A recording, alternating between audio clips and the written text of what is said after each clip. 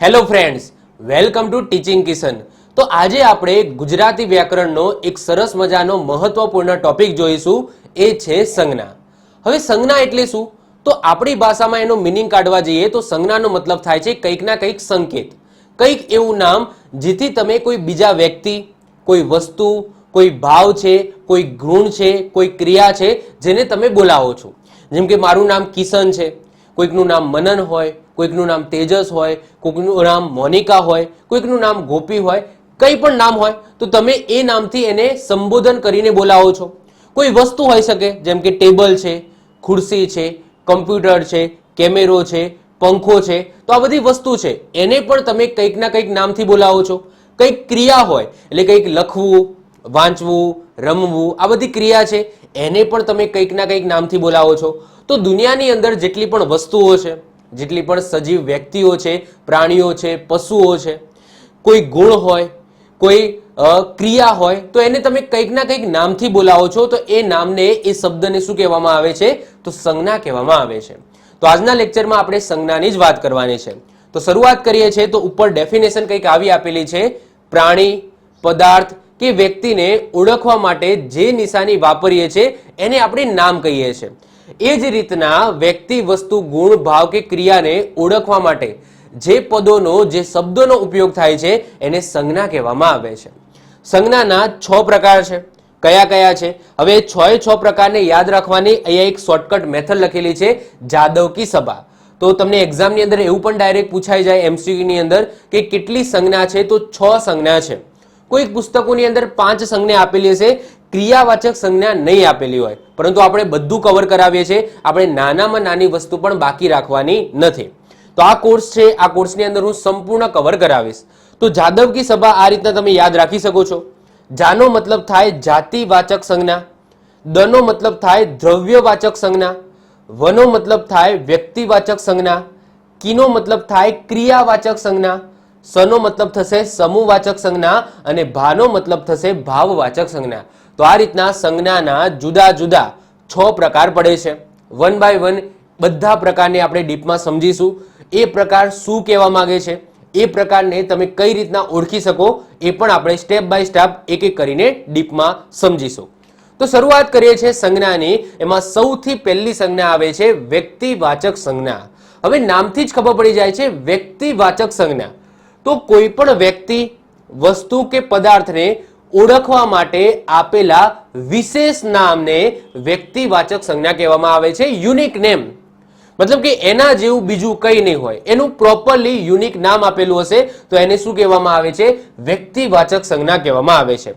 ઉદાહરણ તરીકે વાત કરીએ, ગંગા છે, હિમાલય છે, ભારત છે, ભાવનગર છે, સૂર્ય છે, ચંદ્ર છે, આકાશ છે, કિશન છે, મનન છે, તેજસ છે, મોનિકા છે. તો આ બધા શું છે? નામ છે, જેનાથી તમે કોઈ વ્યક્તિને ઓળખો છો. તો એને શું કહેવામાં આવે? વ્યક્તિવાચક સંજ્ઞા કહેવામાં આવે. હા, એવું જરૂરી નથી કે કિશન નામનો એક જ વ્યક્તિ હશે, ખાલી ને ખાલી હું જ છું દુનિયામાં, એવું નથી. મારા જેવા ઘણા બધાના નામ કિશન હશે, પરંતુ સમજી લો હું ઊભો છું અને કોઈ વ્યક્તિ મને આંગળી ચીંધીને કહે છે કિશન, તો આનો મતલબ શું કે મારી વાત કરે છે, તો આ મારી યુનિક વાત કરે છે, મને જ કહે છે. તો આને શું કહીશું આપણે? વ્યક્તિવાચક સંજ્ઞા કહીશું. એટલે કે કોઈ પણ વસ્તુ, કોઈ પણ વ્યક્તિ કે કોઈ પણ પદાર્થ છે તો એને તમે પ્રોપરલી યુનિક નામથી બોલાવો છો. ભલે ને એવા મલ્ટિપલ હોઈ શકે છે, તો એને શું કહેવામાં આવે? વ્યક્તિવાચક સંજ્ઞા કહેવામાં આવે. ઉદાહરણ સમજીએ એટલે આપણને વધારે ખબર પડશે કે આ વ્યક્તિવાચક સંજ્ઞા શું કહેવા માંગે છે. હવે જો કેટુ જમ્મુ કાશ્મીરમાં આવેલો ઊંચો પર્વત છે. તો કેટુ નામનો પર્વત છે, બધાને ખબર જ છે, જે જમ્મુ કાશ્મીરની અંદર આવેલો છે અને ઊંચો પર્વત છે. તો એ કેટુ નીચે અંડરલાઈન કરેલી છે. તો કેટુ શું છે? વ્યક્તિવાચક સંજ્ઞા થશે. એ યુનિક નામ છે, કોઈ પણ પર્વતનું યુનિક નામ છે. તો આ શું થશે? વ્યક્તિવાચક સંજ્ઞા થશે. તો અહીંયા પર્વત શું થશે સાહેબ? પર્વત એ વ્યક્તિવાચક સંજ્ઞા કહેવાય? તો પર્વત એ વ્યક્તિવાચક સંજ્ઞા ન કહેવાય, આને જાતિ કહેવાય. જો પર્વત જ્યારે તમે બોલો છો ત્યારે ઘણા બધા પર્વત આવી શકે, માઉન્ટ એવરેસ્ટ આવી શકે, કેટુ આવી શકે, ગિરનાર આવી શકે. તો આ બધા પર્વત છે. તો પર્વત એ જાતિ બતાવે છે. જ્યારે એ પર્વતની અંદર કોઈ નામનો પર્વત હોય, જેમ કે ગિરનાર પર્વત, તો આ ગિરનાર છે એ વ્યક્તિવાચક સંજ્ઞાની અંદર આવશે. પછી હું કહું કેટુ, તો કેટુ પર્વત છે, તો કેટુ છે એ વ્યક્તિવાચક સંજ્ઞાની અંદર આવશે. જ્યારે હું બોલું છું ચોટીલા પર્વત, તો જે ચોટીલા છે એ યુનિક છે, ભલે એ નામનું બીજું હોઈ શકે છે બીજી જગ્યાએ, પરંતુ જ્યારે આપણે વાત કરીએ છીએ પ્રોપર નામ દઈને કે અહીંયા આની જ વાત થાય છે, તો ચોટીલા છે એ વ્યક્તિવાચક સંજ્ઞા છે. કિશન વ્યક્તિવાચક સંજ્ઞા છે. આકાશ છે, મનન છે, તેજસ છે, તમારું કોઈ પણ નામ હોય, XYZ કોઈ પણ નામ હોય, તો એ બધા નામ શેની અંદર આવશે? વ્યક્તિવાચક સંજ્ઞાની અંદર આવશે. ચલો બીજું ઉદાહરણ જુઓ. દિવાળીમાં બાળકો ફટાકડા ફોડે છે, તો અહીંયા વાત થાય છે દિવાળી. તો જ્યારે હું દિવાળી બોલું છું એટલે તમને ખબર જ છે કે ભાઈ દિવાળી આવે છે એ જ દિવાળીની વાત થાય છે. જે આપણે ફટાકડા ફોડીએ છીએ, તો દિવાળી એ યુનિક છે, એક જ છે, એ કોઈ જાતિ નથી બતાવતી કે ભાઈ આ નામની દિવાળી, આ નામની દિવાળી. ના, દિવાળી એટલે દિવાળી. તો એ શું બતાવે છે? એક પ્રોપર નામ બતાવે છે, યુનિક નામ બતાવે છે.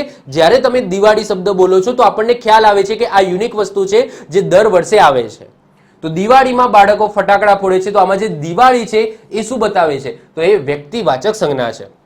એના પછી આગળ વાત કરીએ. મુંબઈ દરિયાકાંઠે વસેલું શહેર છે. જ્યારે તમે મુંબઈ બોલો છો, જ્યારે તમે મુંબઈ બોલો છો, તો મુંબઈ એક જ છે, ભલે એ નામના મલ્ટિપલ જગ્યાએ કદાચ એ નામના શહેર હોઈ શકે છે, પરંતુ જ્યારે તમે મુંબઈ બોલો છો તો અહીંયા યુનિક વસ્તુની વાત થાય છે કે ભાઈ હા મુંબઈ શહેરની વાત થાય છે. તો મુંબઈ શું થશે? તો મુંબઈ પણ વ્યક્તિવાચક સંજ્ઞા થશે. અત્યારે કદાચ તમને ખ્યાલ નહીં આવતો હોય, જ્યારે હું તમને બધી સંજ્ઞા ભણાઈ રહીશ ત્યારે તમને એકબીજામાં ડિફરન્સ ખબર પડશે કે વ્યક્તિવાચક સંજ્ઞા શું કહે છે, જાતિવાચક શું કહે છે, સમૂહવાચક શું કહે છે, બધામાં અલગ અલગ શું આવે છે. તો એ હું તમને લાસ્ટમાં બધી વસ્તુ રિવાઇઝ કરીને બતાવીશ કે આની અંદર આ આવે, આની અંદર આ આવે. છેલ્લે હું એવા પણ ઉદાહરણ લઈશ જેમાં એક જ લાઈનની અંદર બધી સંજ્ઞા આવી જતી હોય, જેનાથી તમને પ્રોપરલી ખબર પડે કે આ છે એ આ સંજ્ઞા છે, આ છે એ આ સંજ્ઞા છે. એ આપણે લાસ્ટમાં પણ આપણે જોઈશું. આગળ વાત કરીએ. ગાંધીજી સત્ય અને અહિંસાના સાધક હતા. તો અહીંયા ગાંધીજી એટલે બધાને ખબર છે કે ગાંધીજી કોણ છે, તો એ યુનિક છે નામ ગાંધીજી. તો ગાંધીજી એ શેમાં આવશે? વ્યક્તિવાચક સંજ્ઞાની અંદર આવશે. શ્રાવણ માસ ધાર્મિક ઉત્સવોથી ભરપૂર હોય છે. તો શ્રાવણ મહિનાની વાત થાય છે, તો જેટલા પણ મહિનાના નામ છે એ શેમાં આવશે? વ્યક્તિવાચક સંજ્ઞાની અંદર આવશે. કારતક, માગસક, પોષ છે, પછી જાન્યુઆરી, ફેબ્રુઆરી, માર્ચ છે, ઇંગ્લિશ મહિનાના નામ, ગુજરાતી મહિનાના નામ, સોમવાર, મંગળવાર, બુધવાર, આ બધા શેની અંદર આવશે? વ્યક્તિવાચક સંજ્ઞાની અંદર આવશે, કારણ કે યુનિક છે. જ્યારે હું સોમવાર બોલું છું એટલે બધાને ખબર છે કે એ સોમવારની જ વાત થાય છે, જે યુનિક છે. કોઈ બીજો એવો સોમવાર હોતો નથી. સોમવાર એટલે સોમવાર, મંગળવાર એટલે મંગળવાર, એ જ રીતના કારતક એટલે કારતક, માગસક એટલે કે માગસક, પોષ એટલે પોષ, શ્રાવણ એટલે શ્રાવણ. પછી આપણે અંગ્રેજી મહિના લઈએ તો માર્ચ, એપ્રિલ, આ બધા યુનિક નામ છે. જ્યારે પણ એ નામ આવે છે એટલે આપણને ખબર પડે છે કે અહીંયા મહિનાના નામની વાત થાય છે, અહીંયા પ્રોપર એ મહિનાની વાત થાય છે. તો એ શેની અંદર આવશે? વ્યક્તિવાચક સંજ્ઞાની અંદર આવશે. આગળ વાત કરીએ. ચોમાસું ભરપૂર પાણી વરસાવે છે. હવે ચોમાસું એ શેમાં આવશે? તો ખબર જ છે કે ભાઈ શિયાળો, ઉનાળો અને ચોમાસું 3 ઋતુઓ છે. તો 3 ઋતુ યુનિક છે, અલગ છે. પ્રોપરલી એને આઈડેન્ટિફાઈ કરેલી છે આપણે કે ભાઈ શિયાળો, ઉનાળો અને ચોમાસું. તો ચોમાસાના મલ્ટિપલ તમે નામ ના કાઢી શકો. ચોમાસું એટલે ચોમાસું, જ્યારે વરસાદ પડે. તો ચોમાસું શેમાં આવશે? તો ચોમાસું પણ વ્યક્તિવાચક સંજ્ઞાની અંદર આવશે. હા, અહીંયા ઋતુ શબ્દ લખેલું હોય તો ઋતુ શેમાં આવે? જાતિમાં આવે. એમ લખ્યું હોય કે ઋતુ, તો ઋતુની અંદર 3 વસ્તુ આવે ભાઈ, શિયાળો, ઉનાળો, ચોમાસું. તો ઋતુ શેમાં આવે? જાતિવાચકમાં આવે. એ રીતના અહીંયા શ્રાવણ માસ લખ્યું છે, તો અહીંયા હું સમજી લો અઠવાડિયું એવો શબ્દ યુઝ કરું, મહિનો એવો યુઝ કરું, વર્ષ એવું યુઝ કરું, તો એ જાતિમાં આવશે. કારણ કે જ્યારે હું વર્ષ બોલું છું ત્યારે ગમે તે વર્ષ હોઈ શકે, 2021, 2022, 2023, બધાને વર્ષ કહેવામાં આવે, તો વર્ષ જાતિમાં આવશે. જ્યારે હું મહિનો બોલું છું તો મહિનો પણ જાતિમાં આવશે, કારણ કે મહિનાની અંદર ગમે તે મહિનો હોઈ શકે, જાન્યુઆરી, ફેબ્રુઆરી, માર્ચ. તો મહિનો એ જાતિ બતાવે છે અને એની અંદર તમને યુનિક શું બતાવશે? વ્યક્તિવાચક સંજ્ઞા જોવા મળશે. એટલે કે જાન્યુઆરી, ફેબ્રુઆરી, માર્ચ એ અલગ અલગ વ્યક્તિવાચક સંજ્ઞા છે. તમને પ્રોપરલી ખ્યાલ આવે છે ને કે કોને જાતિવાચક કહેવામાં આવે અને કોને વ્યક્તિવાચક કહેવામાં આવે. ઓકે, આ બે ડિફરન્સ ખાસ કરીને તમે સમજજો. તો જ્યારે પર્વત બોલું છું તો એ પર્વતમાં આખી એક જાતિ છે, એની અંદર મલ્ટિપલ પર્વત આવે છે અને દરેક પર્વતનું જો યુનિક નામ હોય તો એને વ્યક્તિવાચક સંજ્ઞા કહેવામાં આવે. પરંતુ જ્યારે પર્વત બોલું છું તો એની અંદર મલ્ટિપલ પર્વત આવી શકે છે. જ્યારે નદી બોલું છું એની અંદર મલ્ટિપલ નદી હોઈ શકે છે, ગંગા, યમુના, સરસ્વતી. તો નદી શબ્દ છે એ જાતિ બતાવે છે, જાતિવાચક સંજ્ઞા છે. પરંતુ એની અંદર ગંગા, યમુના, સરસ્વતી, પછી ગોદાવરી, તો આ બધી જુદી જુદી નદીઓ છે. તો એ નદીઓનું નામ છે એ શું થશે? તો એ વ્યક્તિવાચક સંજ્ઞા થશે. ખ્યાલ આવે છે? ચલો આગળ વાત કરીએ. લીમડો આરોગ્ય માટે ઘણું મહત્વનું વૃક્ષ છે. તો લીમડો એ યુનિક છે, એ જાતિ નથી બતાવતો. લીમડો એટલે લીમડો. તો લીમડો શેમાં આવશે? વ્યક્તિવાચક સંજ્ઞામાં આવશે. પણ જ્યારે ઝાડ બોલું છું કે ઝાડ એ આપણા માટે ખૂબ આરોગ્ય માટે સારા છે, બધા ઝાડ, તો આ જે ઝાડ શબ્દ છે એ ઝાડ એ જાતિ બતાવે છે. એની અંદર ઘણા બધા ઝાડ આવી શકે. લીમડો છે, વડનું ઝાડ છે, ઘણા બધા ઝાડ આવી શકે. તો જાંબુનું ઝાડ છે, તો લીમડો, પછી વડ છે, પછી જાંબુડો છે, તો એ બધા વ્યક્તિવાચક સંજ્ઞા છે. પરંતુ જ્યારે ઝાડ શબ્દ છે એ શેમાં આવશે? જાતિવાચક સંજ્ઞાની અંદર આવશે. આગળ વાત કરીએ. આકાશ ઓફિસમાં સતત કામ કરતો રહે છે. તો અહીંયા આકાશની નીચે અંડરલાઈન છે. તો આકાશ એ વ્યક્તિનું નામ છે. તો એ યુનિક વ્યક્તિ છે કે ભાઈ કિશન ઓફિસમાં કામ કરે છે, આકાશ ઓફિસમાં કામ કરે છે, મોનિકા ઓફિસમાં કામ કરે છે, મનન ઓફિસમાં કામ કરે છે, તેજસ ઓફિસમાં કામ કરે છે. તો આ બધા યુનિક નામ આપેલા છે એને ઓળખવા માટે. તો એ બધા શું થશે? વ્યક્તિવાચક સંજ્ઞાની અંદર આવશે. 9મા નંબરે જો જાણે સ્વર્ગમાં વસંત ઋતુ ખીલી ઉઠી. તો આ જે 9મા નંબરનું એક્ઝામ્પલ છે એની અંદર બે વ્યક્તિવાચક સંજ્ઞા છે. એક તો સ્વર્ગ. જ્યારે હું સ્વર્ગ બોલું છું તો સ્વર્ગનો મતલબ એક જ થાય કે ભાઈ સ્વર્ગ. ઓકે, સ્વર્ગ અલગ છે, નર્ક અલગ છે. હવે સ્વર્ગની અંદર અલગ અલગ પછી નથી આવતું કઈ. સ્વર્ગ એટલે સ્વર્ગ. તો સ્વર્ગ એ યુનિક શબ્દ છે. તો એ સ્વર્ગ શું થશે? વ્યક્તિવાચક સંજ્ઞા થશે. એ જ રીતના વસંત ઋતુ. વસંત ઋતુ એટલે ભાઈ વસંત ઋતુ. જે રીતના શિયાળો, ઉનાળો, ચોમાસું છે એ રીતના વસંત પણ આવે, પાનખર પણ આવે. તો દરેક ઋતુ એ યુનિક છે. તો એને પણ આપણે શેમાં મૂકીશું? વ્યક્તિવાચક સંજ્ઞામાં મૂકીશું. 10મા નંબરે જો રાત્રે ખાઈ પીને મંગળ કાકાના ઘર પાસે બેસી જવાનું. તો અહીંયા લાઈન ક્યાં છે? મંગળ કાકાના નીચે છે. તો મંગળ કાકા એ યુનિક છે ભાઈ. મંગળ કાકાની જ વાત થાય છે, એ યુનિક છે, એ વ્યક્તિ છે. તો એમને આપણે વ્યક્તિવાચક સંજ્ઞાની અંદર મૂકીશું. એના પછી 11મા નંબરે જુઓ. માઉન્ટ એવરેસ્ટ સૌથી ઊંચો પર્વત છે. તો માઉન્ટ એવરેસ્ટ એ યુનિક છે. એના જેવો કોઈ બીજો એવો પર્વત નથી.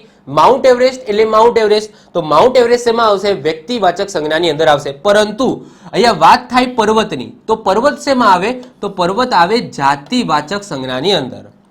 આગળ વાત કરીએ 12મા નંબરે. ગંગા જેવી કોઈ પવિત્ર નદી નથી. તો અહીંયા ગંગા એ યુનિક નદી છે. ગંગા, યમુના, સરસ્વતી આ બધી યુનિક નદીઓ છે. એ એમને પ્રોપરલી અલગ નામ આપેલા છે. તો એ શેમાં આવશે? વ્યક્તિવાચક સંજ્ઞાની અંદર આવશે.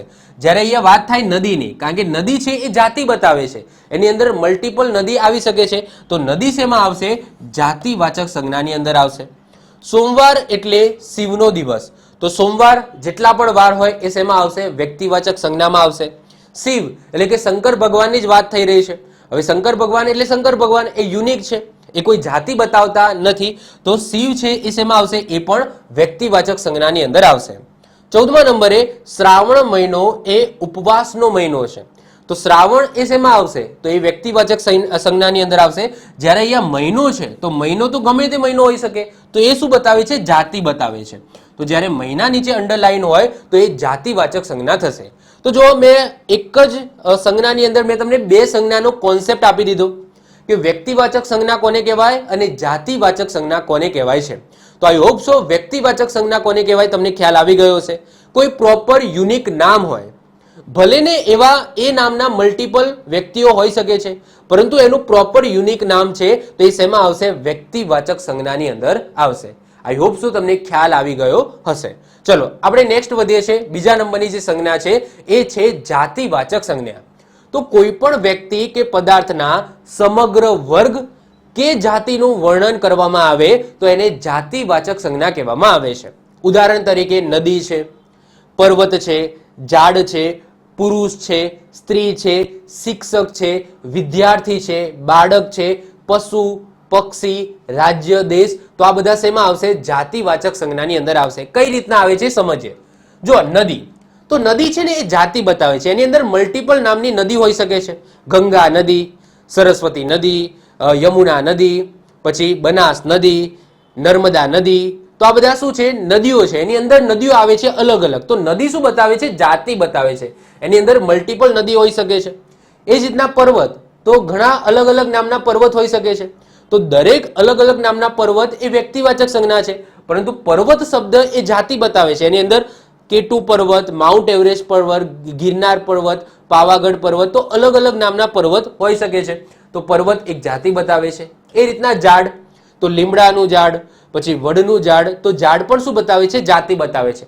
એ રીતના પુરુષ, તો પુરુષ પણ જાતિ બતાવે છે કે ભાઈ પુરુષની જાતિ, સ્ત્રીની જાતિ.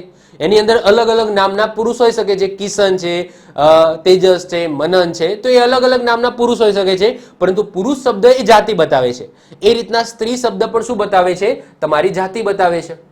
એના પછી શિક્ષક, તો શિક્ષક પણ શું બતાવે છે? જાતિ બતાવે છે. એની અંદર મલ્ટિપલ ટાઈપના શિક્ષક હોઈ શકે, જેમ કે ગણિતના શિક્ષક, ગુજરાતીના શિક્ષક, બંધારણના શિક્ષક. તો શિક્ષક એ જાતિ છે. શિક્ષક એ વ્યક્તિ નથી, વ્યક્તિવાચક સંજ્ઞા નથી, એ જાતિવાચક સંજ્ઞા છે. એના પછી વાત કરીએ વિદ્યાર્થી, તો વિદ્યાર્થી પણ ગમે તે ફિલ્ડનો વિદ્યાર્થી હોઈ શકે છે, તો વિદ્યાર્થી પણ જાતિ બતાવે છે. મિકેનિકલ વિદ્યાર્થી અથવા કોમ્પ્યુટરનો વિદ્યાર્થી, તો વિદ્યાર્થી પણ અલગ અલગ ક્લાસનો અલગ અલગ વિદ્યાર્થી હોઈ શકે છે. ક્લાસ 1નો વિદ્યાર્થી, ક્લાસ 2નો વિદ્યાર્થી, ધોરણ 3નો વિદ્યાર્થી, ધોરણ 4નો વિદ્યાર્થી, અલગ અલગ ટાઈપના વિદ્યાર્થી હોઈ શકે છે. તો વિદ્યાર્થી પણ જાતિ બતાવે છે. એના પછી બાળક, તો જ્યારે તમે બાળક બોલો છો તો ખાલી ને ખાલી બાળક એ યુનિક નથી, બાળક એ જાતિ બતાવે છે. હવે એ બાળકની અંદર સ્ત્રી પણ હોઈ શકે અને પુરુષ પણ હોઈ શકે, એટલે કે નર બાળક પણ હોઈ શકે અને નારી બાળક પણ હોઈ શકે છે. તો બાળક પણ શું બતાવે છે? જાતિ બતાવે છે. એના પછી પશુ, હવે પશુની અંદર ગાય, ભેંસ, આ બધા યુનિક આવે. જો ગાય શું છે? વ્યક્તિવાચક સંજ્ઞા છે, પરંતુ પશુ છે એટલે કે એનિમલ છે, એ શેમાં આવશે? જાતિવાચક સંજ્ઞામાં આવશે. એમાં અલગ અલગ નામના પશુ તમને જોવા મળે. એ રીતના પક્ષી, અલગ અલગ નામના પક્ષીઓ જોવા મળે. કાગડો એ વ્યક્તિવાચક સંજ્ઞા છે, મોર એ વ્યક્તિવાચક સંજ્ઞા છે, પરંતુ જ્યારે તમે પક્ષી બોલો છો તો પક્ષીની અંદર મલ્ટિપલ પક્ષી આવી જાય, તો પક્ષી શું થશે? તો એ જાતિવાચક સંજ્ઞા થશે. એ જ રીતના રાજ્ય, તો રાજ્ય પણ શું બતાવે છે? જાતિ બતાવે છે. હવે એની અંદર ગુજરાત રાજ્ય, મહારાષ્ટ્ર રાજ્ય, રાજસ્થાન રાજ્ય, મણિપુર રાજ્ય, તો અલગ અલગ નામના રાજ્યો આવે. તો એ બધા રાજ્યોના નામ છે.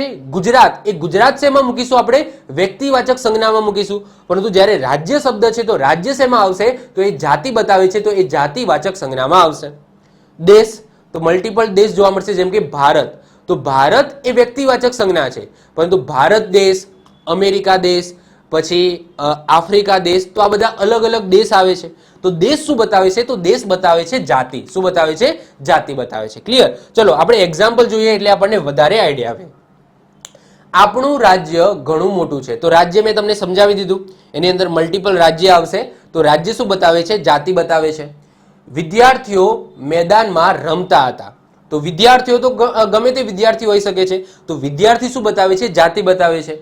કોર્ટમાં વકીલ માટે કોર્ટમાં વકીલ મોટેથી દલીલ કરવા લાગ્યો, તો વકીલ શું છે? તો એ પણ જાતિ છે. જો ડોક્ટર એ જાતિમાં આવે, શિક્ષક એ જાતિમાં આવે, વકીલ જાતિમાં આવે, એન્જિનિયર જાતિમાં આવે, કારણ કે એની અંદર ગમે તે એન્જિનિયર હોઈ શકે, અહીંયા પણ ગમે તે વકીલ હોઈ શકે એવું જરૂરી નથી. વકીલની અંદર પણ અલગ અલગ ફિલ્ડ હોય છે. તો જેટલા પણ પેશા છે, એટલે કે જેટલા પણ વ્યવસાયિક નામ છે, ડોક્ટર, શિક્ષક, વકીલ, આ બધા શેમાં આવશે? તો જાતિવાચક સંજ્ઞાની અંદર આવશે. વૃક્ષો, તો વૃક્ષો ઘણા બધા ટાઈપના હોઈ શકે, તો વૃક્ષ શેમાં આવશે? તો જાતિવાચક સંજ્ઞામાં આવશે. પાલતુ પશુઓ, તો પશુઓ એની અંદર ઘણા બધા પશુઓ હોઈ શકે, વાઘ, સિંહ, ઘોડો, ગાય, ભેંસ, તો પશુઓ શેમાં આવશે? તો એ પણ શેમાં આવશે? જાતિવાચક સંજ્ઞામાં આવશે. વહેલી સવારે પંખીઓ, પંખીઓ ઘણા બધા હોઈ શકે છે, તો પંખીઓ પણ શેમાં આવશે? જાતિવાચક સંજ્ઞામાં આવશે. ભારતમાં કુલ 28 રાજ્યો છે, તો રાજ્ય શેમાં આવે? એ પણ જાતિવાચકમાં આવશે. એની અંદર મલ્ટિપલ નામના અલગ અલગ રાજ્યો આવે છે, તો દરેક રાજ્યનું નામ એ વ્યક્તિવાચક સંજ્ઞા છે, પરંતુ જ્યારે તમે રાજ્ય બોલો છો તો એ જાતિ બતાવે છે, તો એ જાતિવાચક સંજ્ઞા છે. આગળ જુઓ, ચોમાસામાં નદીઓ પાણીથી ભરપૂર હોય છે, તો ચોમાસું એ શેમાં આવશે? ચોમાસું એ વ્યક્તિવાચક સંજ્ઞા છે, પરંતુ નદીઓ, તો એની અંદર મલ્ટિપલ નદી આવી શકે, ગંગા, સરસ્વતી, મેં આગળ વાત કરી એમ ગોદાવરી, તો નદીઓ શેમાં આવશે? તો જાતિની અંદર આવશે, તો એ જાતિવાચક સંજ્ઞા છે. મનુષ્ય પોતાના સ્વાર્થ માટે બધું વિચારે છે, તો મનુષ્ય શેમાં આવશે? તો મનુષ્ય પણ જાતિની અંદર આવશે, કારણ કે જ્યારે મનુષ્ય બોલીએ છીએ તો એની અંદર સ્ત્રી પણ આવી ગયું અને પુરુષ પણ આવી ગયું, બાળકો પણ આવી ગયા. મનુષ્ય એટલે માણસ. હવે એ માણસની અંદર સ્ત્રી, પુરુષ, બાળક બધા આવી જાય. ઓકે, તો મનુષ્ય શું બતાવે છે? જાતિ બતાવે છે, તો એ જાતિવાચક સંજ્ઞા છે. બંને બહેનો ઉછળતી કૂદતી રમવા જતી હતી, તો બહેનો પણ શેમાં આવશે? તો બહેનો પણ જાતિવાચક સંજ્ઞાની અંદર આવશે. હા, પ્રોપર અહીંયા બહેનનું નામ આપ્યું હોય કે મોનિકા અને સમજી લો કે પ્રિયંકા, મોનિકા અને પ્રિયંકા બહેનો છે, તો મોનિકા એન્ડ પ્રિયંકા એ શું થશે? વ્યક્તિવાચક સંજ્ઞા થશે. પરંતુ જે પાછળ બહેન લખ્યું છે તો એ બહેન તો યુનિવર્સલ શબ્દ છે, જાતિ બતાવે છે. તો બહેન છે, ભાઈ છે, મામા છે, કાકા છે, તો એ શું બતાવે છે? જાતિ બતાવે છે. તો જાતિવાચક સંજ્ઞાની અંદર એ આવશે.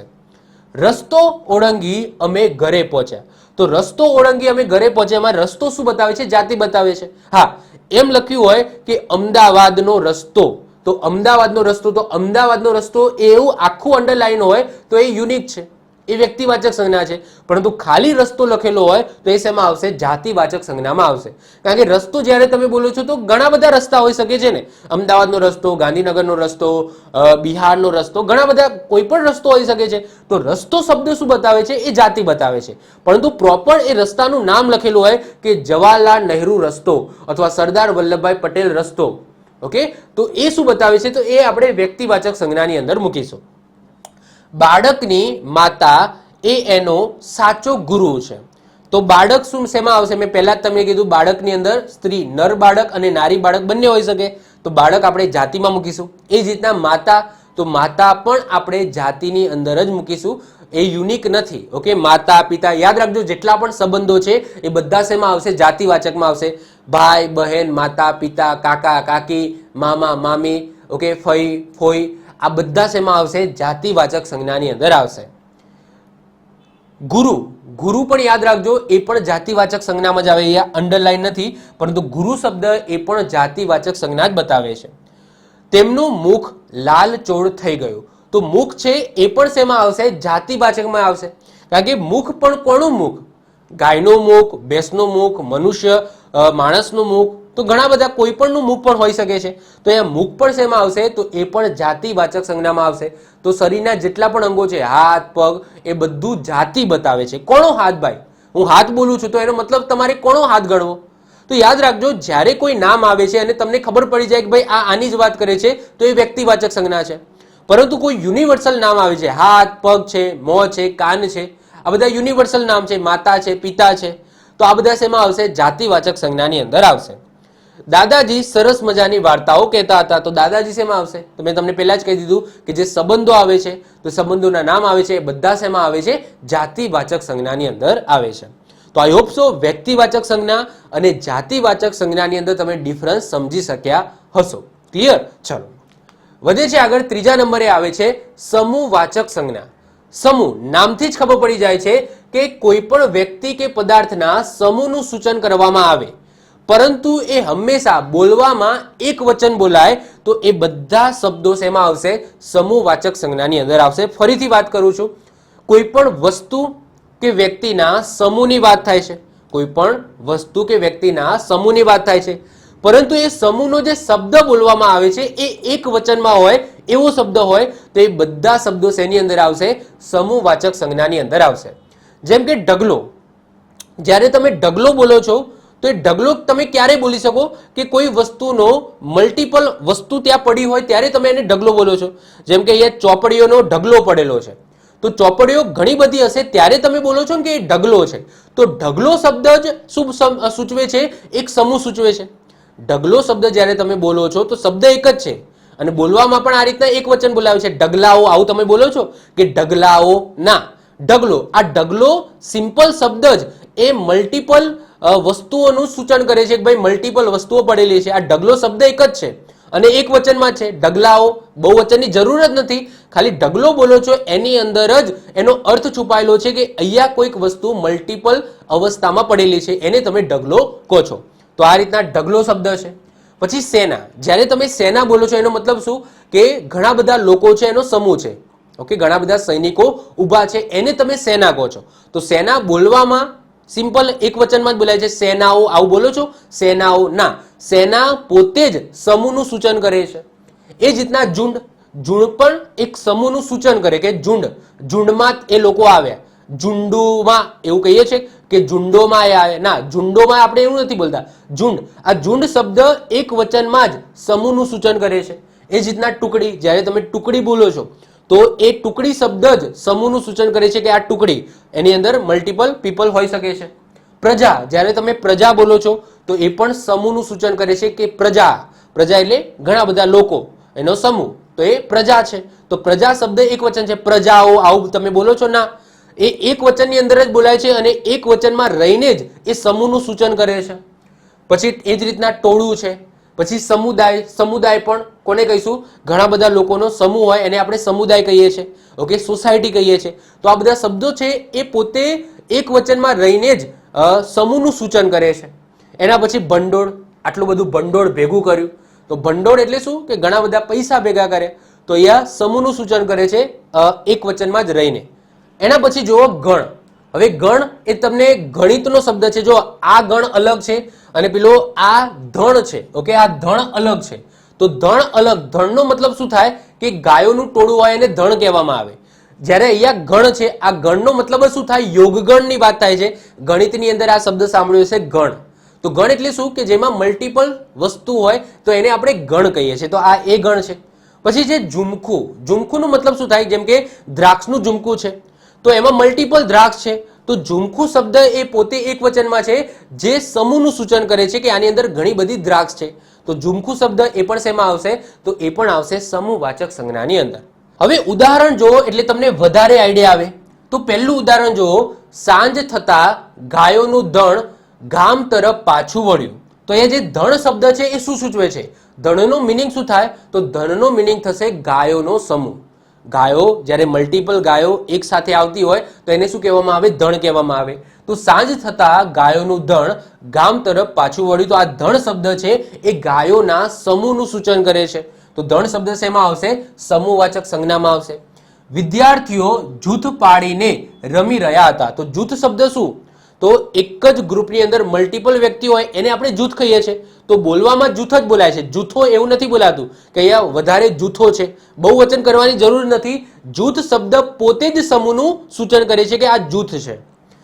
તેને ઓછા સમયમાં મોટું ભંડોળ એકઠું કરી નાખ્યું. એટલે કે ઘણા બધા પૈસા ભેગા કર્યા હોય તો એ ભંડોળ શબ્દ એ જ સમૂહનું સૂચન કરે છે. પૈસાઓનો સમૂહ, એને જ આપણે ભંડોળ કહીએ છીએ. તો ભંડોળ શબ્દ જ સમૂહવાચક સંજ્ઞા બતાવે છે. મારે એક પ્રબળ સૈન્ય પેદા કરવું છે. તો જ્યારે તમે સૈન્ય બોલો છો તો સૈન્યનો મતલબ શું થાય? Multiple people's. ઓકે, એમનો સમૂહ. ઘણા બધા સૈનિકો ભેગા થાય ત્યારે આપણે એને સૈન્ય બોલીએ છીએ. તો સૈન્ય શબ્દ પોતે જ એક સમૂહનું સૂચન કરે છે. 3 ટુકડીમાં તેઓ વહેંચાઈને કામ કરવા લાગ્યા. તો ટુકડીમાં, તો ટુકડી શબ્દ એ શું સૂચવે છે? સમૂહનું સૂચન કરે છે. કહીએ છીએ ને ટુકડી, તો ટુકડીઓ આવું કહેવાની જરૂર નથી. ટુકડી શબ્દ પોતે જ સમૂહનું સૂચન કરે છે. આકાશમાં પ્રકાશિત તારાઓનું ઝુમખું દેખાઈ રહ્યું છે. તો અહીંયા ઝુમખું છે. તો ઝુમખું એ પોતે શું સૂચવે છે? તો એક સમૂહનું સૂચન કરે છે કે ઝુમખું. ઝુમખું એટલે શું? કે ઘણા બધા તારાઓનો સમૂહ, એને આપણે ઝુમખું કહીએ છીએ. બોલવામાં આવે છે એક વચનમાં, ઝુમખાઓ આવું બોલીએ છીએ ના, ઝુમખું. તો ઝુમખું એ પોતે જ એક શબ્દ છે, એક વચનનો શબ્દ છે અને એ સમૂહનું સૂચન કરે છે. ઓકે, એક મોટો સમુદાય ગરીબોની મદદ કરવા આગળ વધ્યો. તો એ સમુદાય બોલું છું, એની અંદર ઘણા બધા લોકો આવી ગયા. સમુદાય જ્યારે બોલીએ છીએ એનો મતલબ થાય સોસાયટી. ઓકે, સમુદાય, ઘણા બધા લોકોનો સમૂહ, જેને આપણે સમુદાય કહીએ છીએ. તો સમુદાય શબ્દ પોતે મલ્ટિપલ વ્યક્તિઓનું સૂચન કરે છે, સમૂહનું સૂચન કરે છે.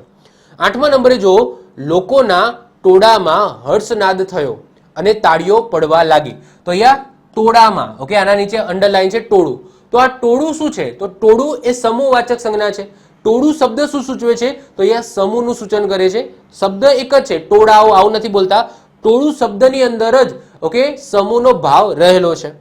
બાએ નવા વસ્ત્રનો ઢગલો કરી નાખ્યો. તો અહીંયા ઢગલો શબ્દ શું સૂચવે છે? તો ઢગલો એ સમૂહવાચક સંજ્ઞા છે. ઢગલો આગળ આપણે વાત કરી લે, જે રીતના ભંડોળ એ રીતના ઢગલો, કે કોઈ વસ્તુ જેનો ઢગલો કરી નાખ્યો હોય, મલ્ટિપલ વસ્તુ પડી છે તો એને આપણે ઢગલો કહીએ છીએ. એના પછી 10મા નંબરે જો, ઘટાદાર જંગલો પ્રાણીઓનું નિવાસ સ્થાન છે. તો અહીંયા જંગલ શબ્દ શું સૂચવે છે?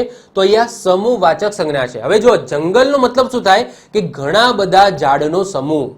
તો જ્યાં ઘણા બધા ઝાડ હોય એનો સમૂહ, એને આપણે જંગલ કહીએ છીએ. તો જંગલ શું સૂચવે છે? તો જંગલ એ સમૂહવાચક સંજ્ઞા સૂચવે છે. યાદ રાખજો, જંગલ એ જાતિ નથી, ઝાડ એ જાતિ છે, પરંતુ જંગલ એ સમૂહ છે. કોનો સમૂહ છે? ઝાડનો સમૂહ છે. તો જંગલ શેમાં આવશે? તો જંગલ એ સમૂહવાચક સંજ્ઞાની અંદર આવશે. રવિશંકર મહારાજે ઘણું ભંડોળ એકઠું કર્યું હતું. તો ભંડોળ શેમાં આવશે? તો ભંડોળ પણ સમૂહવાચક સંજ્ઞામાં આવશે.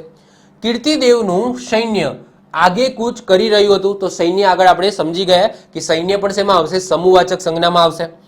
આકાશગંગામાં અનેક તારાઓના ઝુમખા છે, તો ઝુમખા શેમાં આવશે? તો એ પણ સમૂહવાચક સંજ્ઞાની અંદર આવશે. તો આઈ હોપ સો આપણે 3 સંજ્ઞા ભણ્યા: વ્યક્તિવાચક સંજ્ઞા, જાતિવાચક સંજ્ઞા અને સમૂહવાચક સંજ્ઞા. આઈ હોપ સો 3 ની અંદર તમને ડિફરન્સ ખબર પડી ગઈ હશે.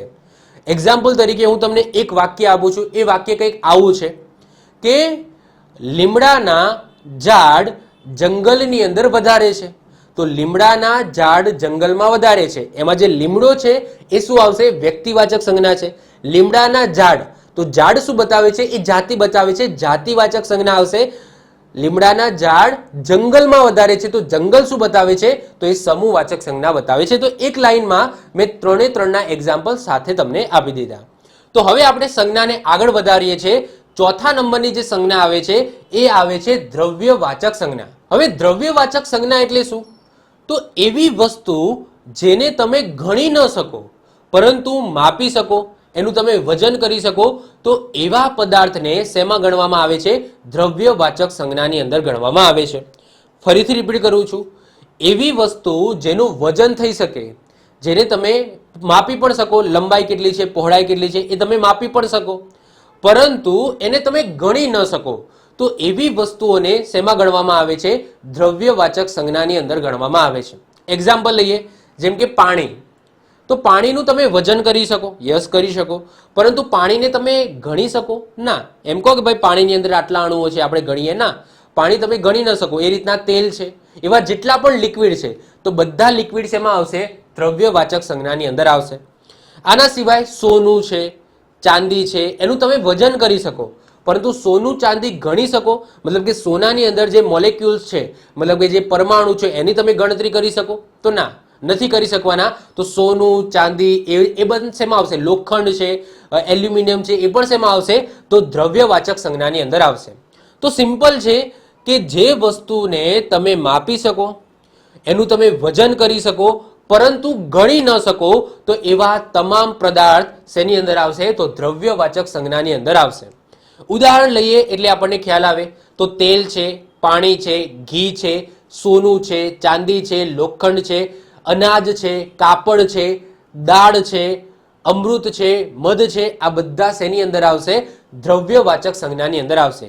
તો જ્યારે પણ દ્રવ્ય શબ્દ બોલું છું તો માત્ર ને માત્ર તમારે લિક્વિડ નથી સમજવાનું, અહીંયા ઘન પદાર્થ પણ હોઈ શકે છે, જેમ કે સોનું, ચાંદી, લોખંડ, એલ્યુમિનિયમ, આ બધા શેની અંદર આવશે?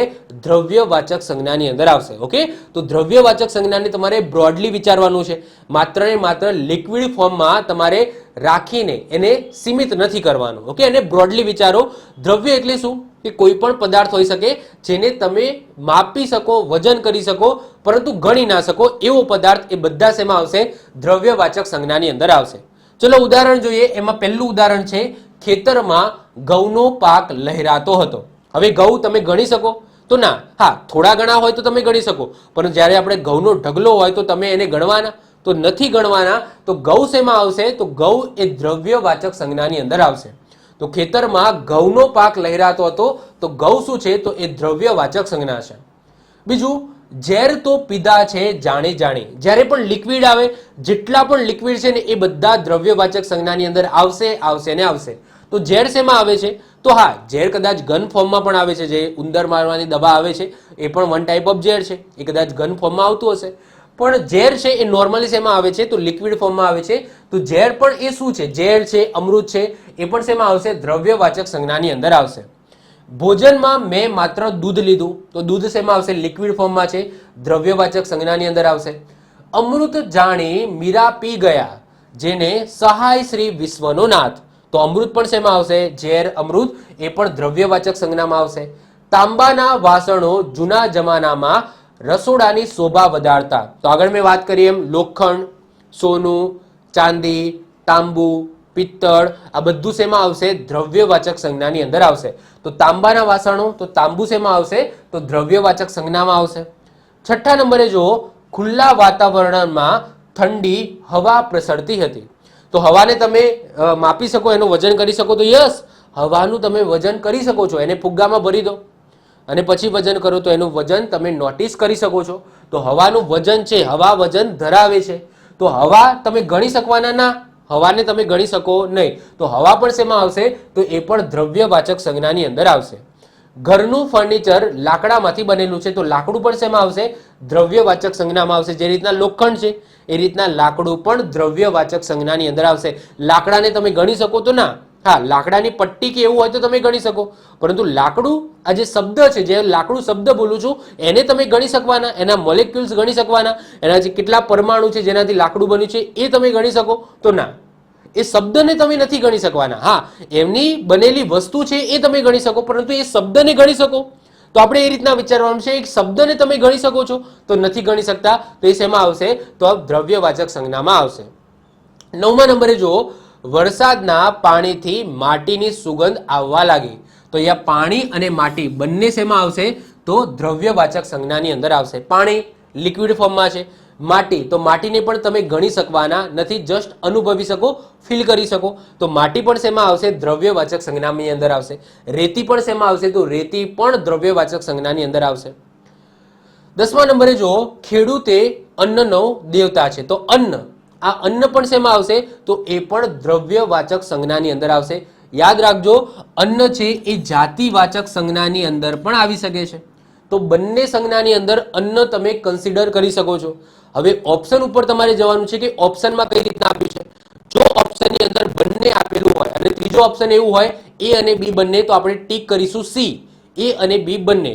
પરંતુ જો આ રીતના આપ્યું હશે તો બંનેમાંથી ગમે તે એક હશે, કાં તો જાતિવાચક સંજ્ઞા હશે કાં તો દ્રવ્યવાચક સંજ્ઞા હશે. કારણ કે અન્નની અંદર બધી વસ્તુ આવી જાય.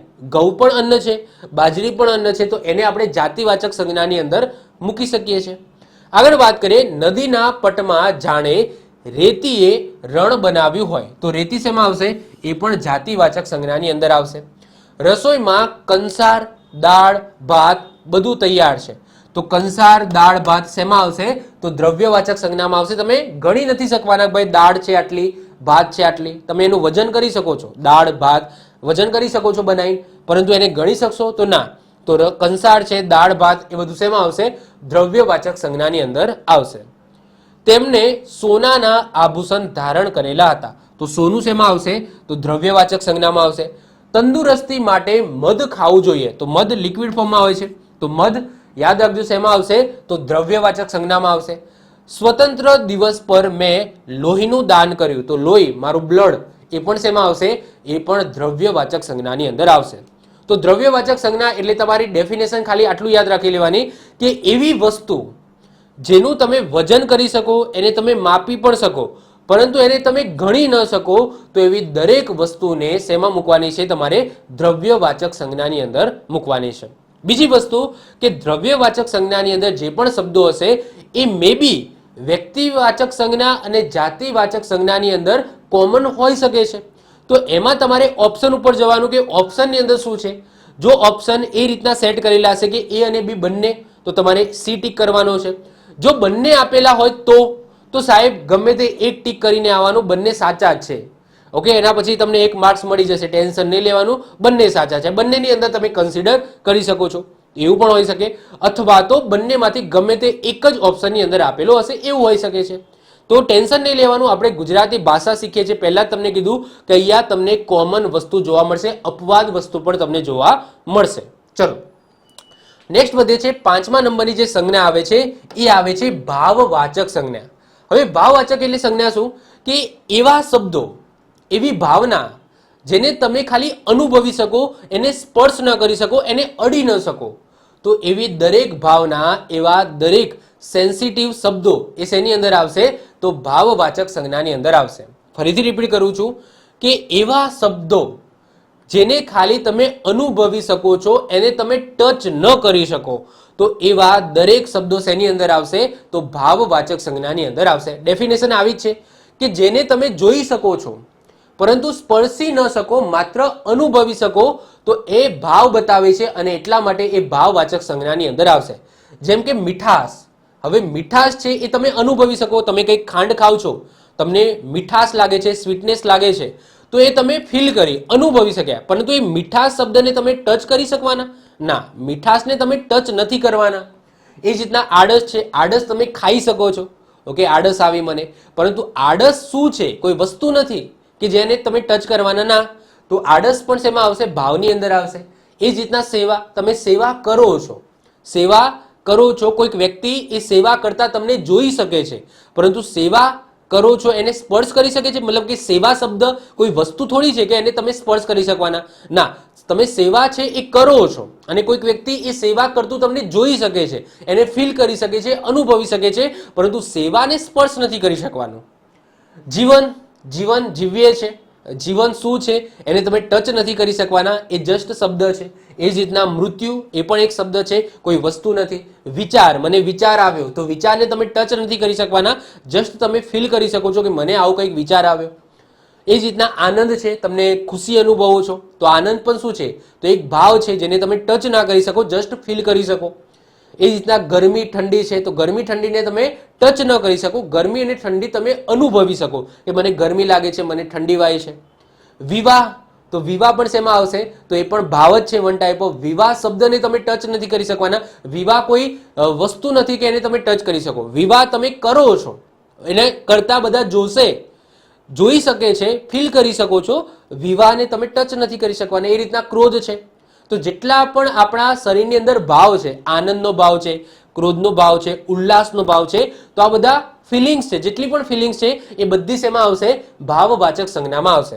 ખાલી આની તમે ડેફિનેશન યાદ રાખી લો કે એવી વસ્તુ, એવા શબ્દો જેને તમે ટચ ન કરી શકો, જસ્ટ અનુભવી શકો અથવા તો જોઈ શકો, તો એ બધી વસ્તુ શેમાં આવશે?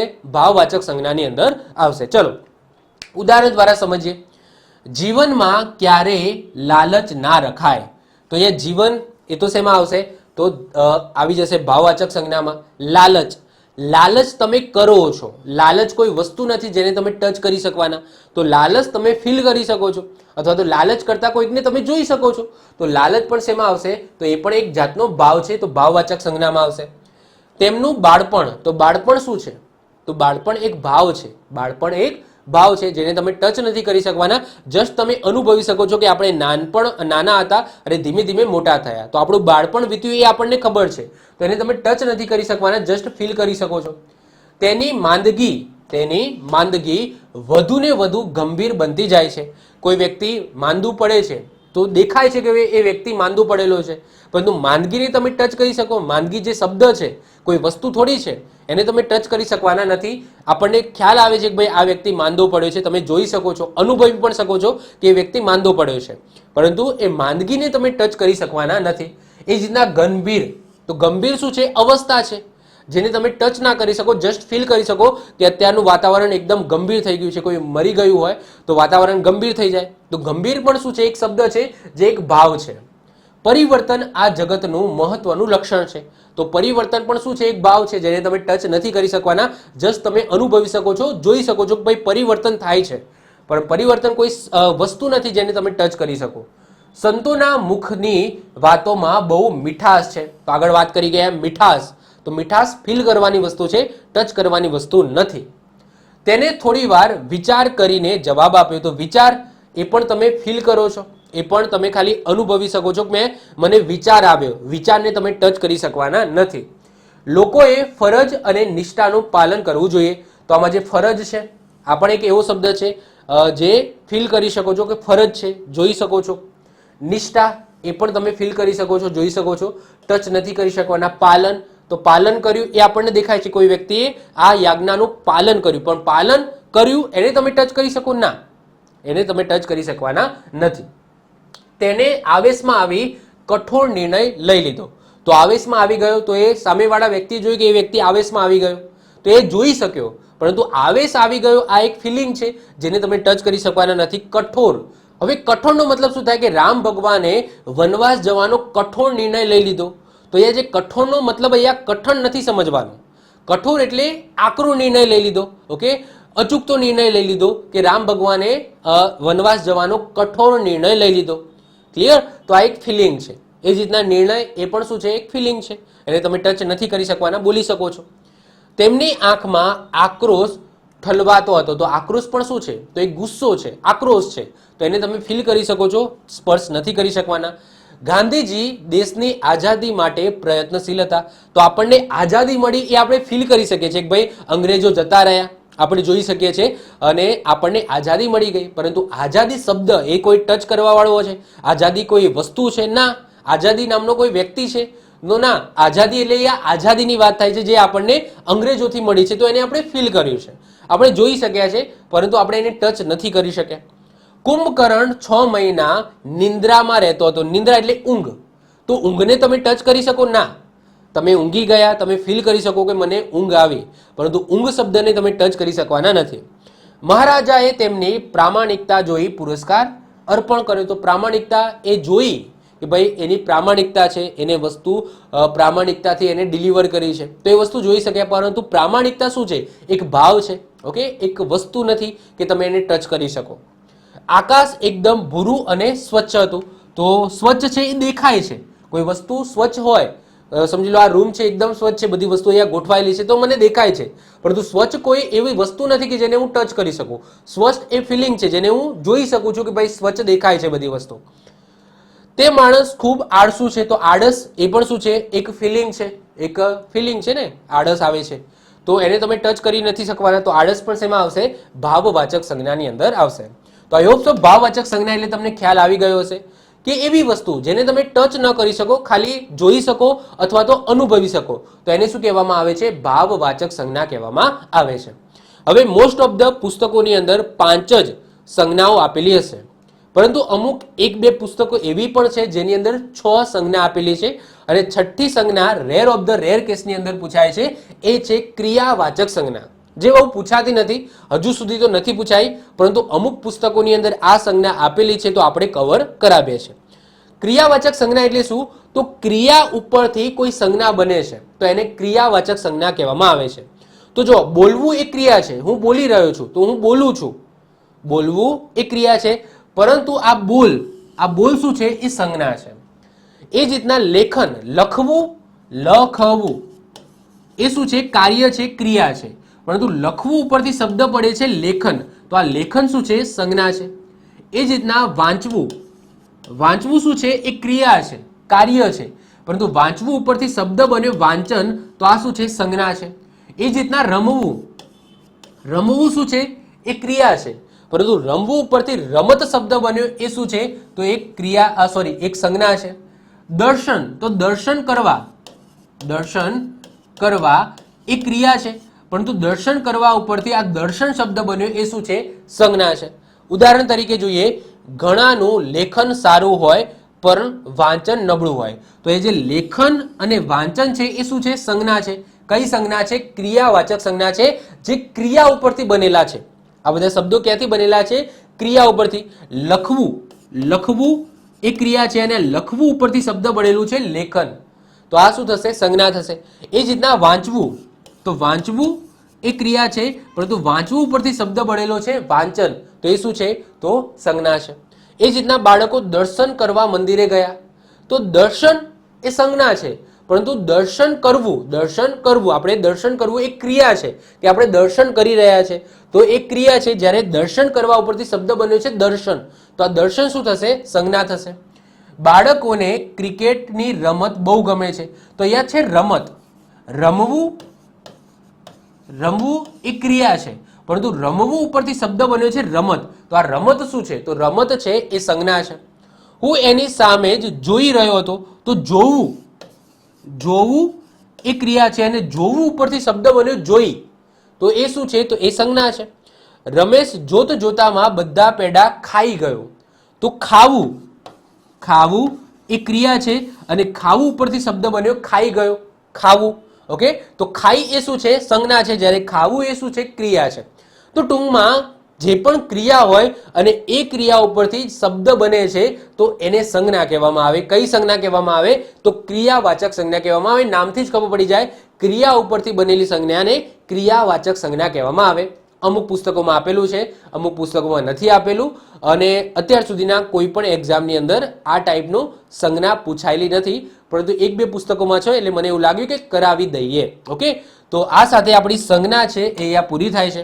હવે આપણે અમુક એવા ઉદાહરણ લઈશું જેની અંદર બધી સંજ્ઞા આવી જતી હોય એક જ વાક્યની અંદર, જેથી તમે સંજ્ઞા જે પાંચે પાંચ, આમ તો નોર્મલી 6 છે, પરંતુ જે આગળની મહત્વની પાંચે પાંચ સંજ્ઞા છે એ તમને એક જ વાક્યમાં જોવા મળે અને તમે એનું ડિફરન્સ સમજી શકો કે આ સંજ્ઞા આ સંજ્ઞાથી કેટલી અલગ છે.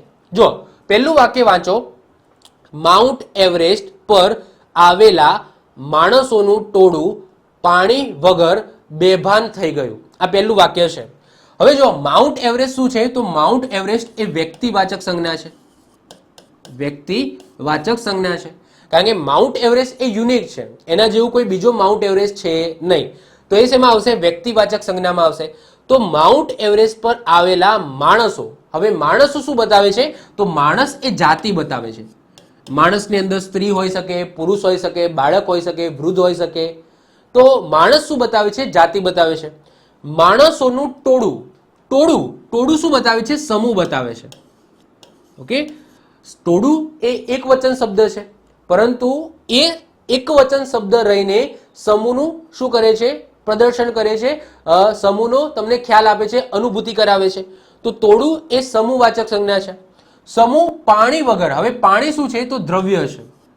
દ્રવ્યવાચક સંજ્ઞાની અંદર આવશે પાણી.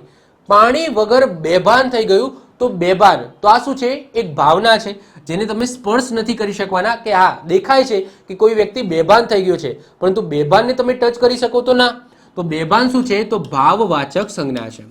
તો એક જ લાઈનની અંદર, એક જ વાક્યની અંદર મેં તમને પાંચે પાંચ સંજ્ઞા છે એ બતાવી દીધી. જો માઉન્ટ એવરેસ્ટ પર આવેલા માણસોનું ટોળું પાણી વગર બેભાન થઈ ગયું. તો માઉન્ટ એવરેસ્ટ એ વ્યક્તિ છે, માણસો એ જાતિ છે, ટોળું એ સમૂહ છે, પાણી એ દ્રવ્ય છે અને બેભાન એક ભાવ છે. ક્લિયર? ચલો હજુ બીજા બે વાક્યો જોઈએ. મનોહર ગુરુજીએ, ઓકે, મનોહર ગુરુજી આ નામ છે, મનોહર નામના ગુરુજીએ આદિવાસી સમુદાયને સોનાનો ગળો આનંદથી આપ્યો. હવે મનોહર ગુરુજી, તો જો મનોહર શું છે? તો મનોહર વ્યક્તિ છે, વ્યક્તિવાચક સંજ્ઞા છે. મનોહર હોય, કિશન હોય, મનોજ હોય, તેજસ હોય, કોઈ પણ નામ હોય, કોઈ પણ સ્ત્રી કે કોઈ પણ પુરુષનું નામ હોય તો એ શેમાં આવશે? વ્યક્તિવાચક સંજ્ઞાની અંદર આવશે. ગુરુજી, જો ગુરુજી છે એ જાતિ બતાવે છે.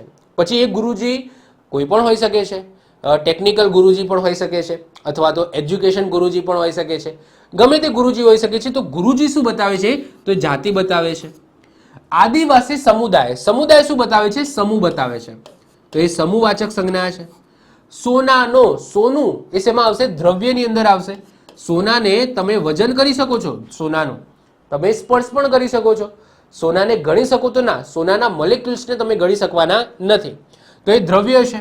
ગળો આનંદથી, તો આનંદ શું બતાવે છે? એક ભાવ બતાવે છે. તો આનંદ શું થશે? ભાવવાચક સંજ્ઞા થશે.